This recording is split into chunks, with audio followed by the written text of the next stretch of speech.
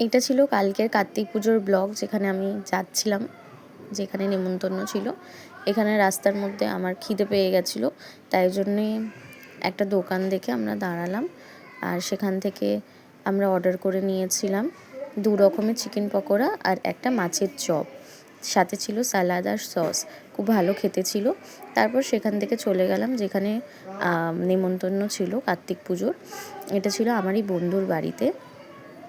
আর এইখানে উঠে গেছিলাম আমরা ছাদের ওপরে, কারণ ঘরেতে পুজো হচ্ছিল সেই জন্য। আর এটা ছিল ঠাকুরের দূর থেকে তোমাদেরকে দর্শন করালাম। আর আমি একটা হেয়ার কাট করিয়েছিলাম কালকেই, তো হেয়ার কাটটা তোমাদেরকে দেখাচ্ছিলাম আমার কালারের সাথে। আমি ওমরে করিয়েছিলাম, তোমরা তো জানোই। আর হেয়ার কাটটা আমার উপরে খুব ভালো স্যুট করছিল। এখানে আমরা সবাই চলে এসেছিলাম আর সব গল্প আড্ডা করছিলাম। আমার মনে নেই কি কথাবার্তা আমাদের মধ্যে হচ্ছিল সেই সময়। তারপর আমি বলেছিলাম যে আমি কোল্ড ড্রিঙ্ক খাবো বলে আমাকে কোল্ড ড্রিঙ্ক দিয়ে দিয়েছিলো, আর এই পুচকিটার হাতেও কোল্ড ড্রিঙ্ক দিয়ে দিয়েছিলো।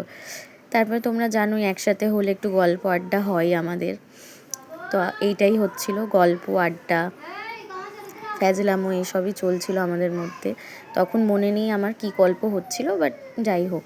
তারপরে তুমি জানোই আমরা খেতে পছন্দ করি, তো ফুচকা চুরমুর এনেছিল, খেয়ে নিয়েছিলাম।